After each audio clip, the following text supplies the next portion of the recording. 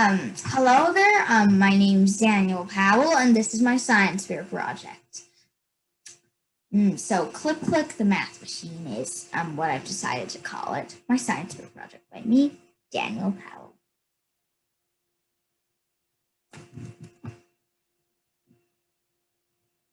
Project question. In the past, I've made many computer programs, chatbots, and video games.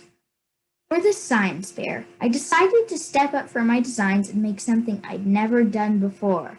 Make a robot that not only does math calculations, but actually answers questions posed by a human audience.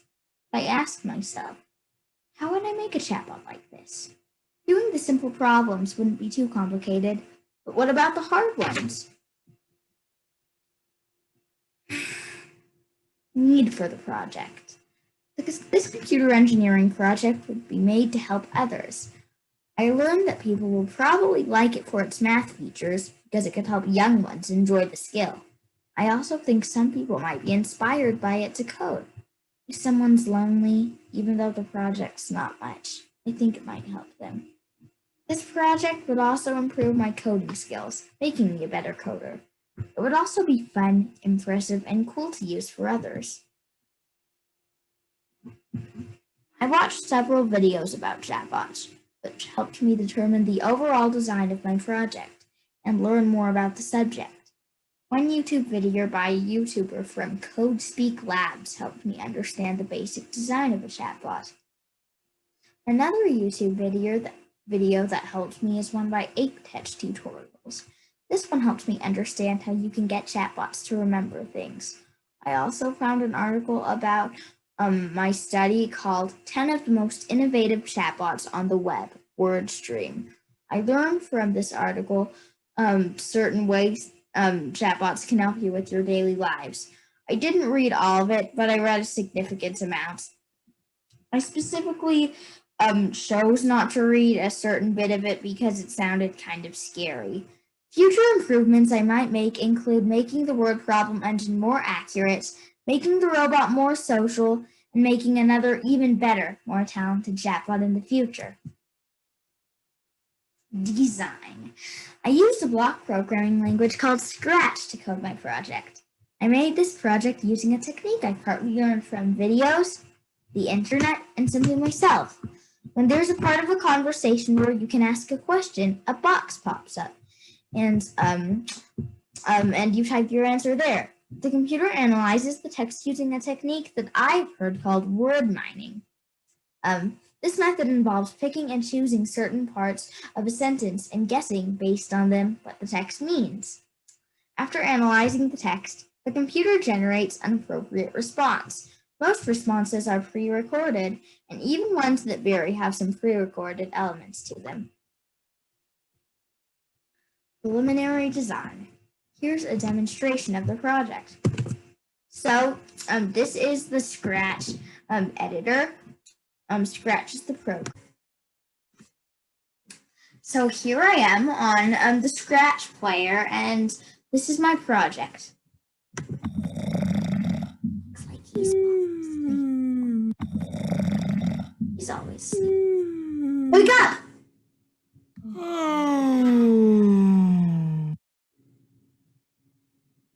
Oh, hello there. My name is Click-Click, a robot. What's your name? At the beginning, he takes into account sound input, so that it'll be like you're actually making a noise to wake him up. But for all other parts of the program, you just type stuff in to get him to respond. So, what's my name? My name is Daniel.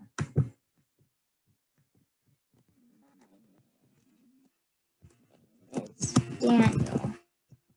Neat name. I am a chatbot, capable of solving math problems. I can do math about to the 4th grade level. Try me. Okay.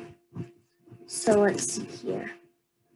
Well, first, what is your name? My name's Click-Click. Remember, I'm best at answering math questions. So what kind of bot are you? I'm a computer program. developed to solve math problems. Remember, I'm best at answering math questions. Get a load of this. Why was 6 scared of 7? Huh? Why? Because 7 ate 9. Get it? Ha ha ha ha ha. Isn't it funny? Anyway, yeah. Is the sky crazy? I don't know. Remember, I'm best at answering math questions. Very well. So, what's 3 times 7? 3 times 7 equals 21. Nice. So, also, this robot can not only solve very basic non-word problems, it can solve word problems too. So, James has 6 clocks. He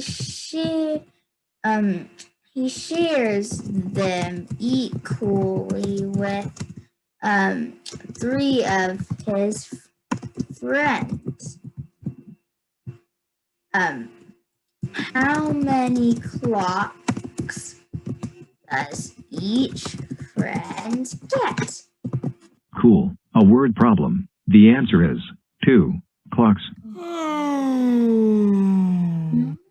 I don't know about you, but I'm bushed. I simply can't continue. Good night. So, after a bit of talking, he falls back asleep. And, so yeah, I'll go close the project. And also, so this is the code. So my main loop is in the stage object. So this is the main loop. So as you can see, it's going through the language sequence that I have. And we really get into some of the meat of the code down here, where it solves the problems. So yeah, as you can see, this is a block programming language. And so Scratch is an object-oriented program.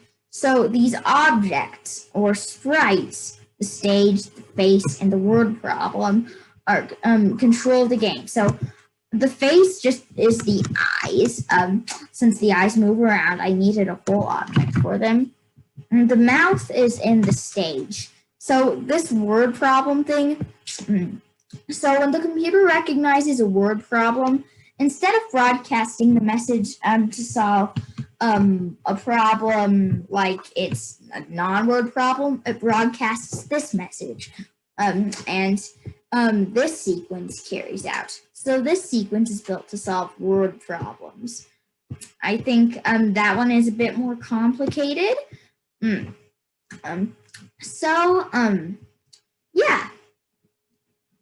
And that's my bot. So, here we are. Let's continue. Build and test. Now, my project works almost exactly how I expected it to, but during the process, I had many glitchy moments.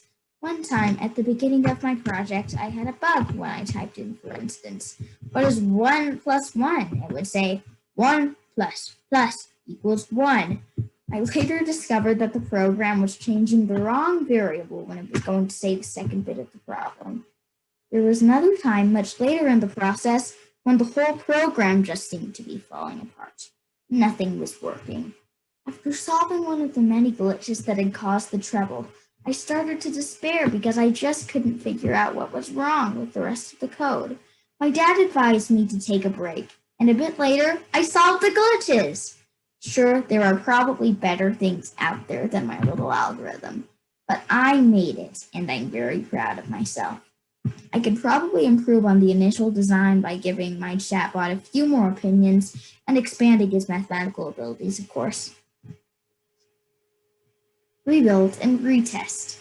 During the process of making my bot, I decided to move away from the design I decided on to add and some abstract thoughts. I just felt any robot of mine should have at least some social elements.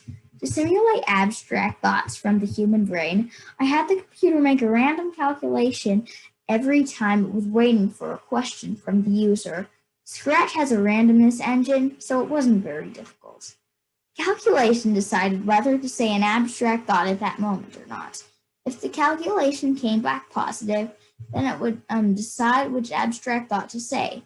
As there were only two, I decided to make it so the computer only said a certain abstract thought once.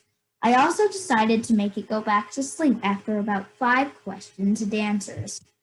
I ended up making the robot less advanced in terms of math than when I had started to make the project. But my new design was better because it had more social elements, making the robot better, funner friend. But still, my chatbot is not as good as math as I intended it to be, so that's an obvious drawback. I think this design is mostly better than what I put in my chatbots before, but it's hard to compare since this focuses on different elements. I think I can improve this second design by adding even more abstract thoughts, maybe improving the graphics, and trying to make the bot do more advanced math, of course. Conclusion.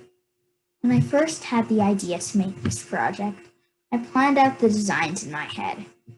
I then went onto the computer and started coding. From there I encountered many glitches and some frustration, but I finally got to rejoice in completing the project.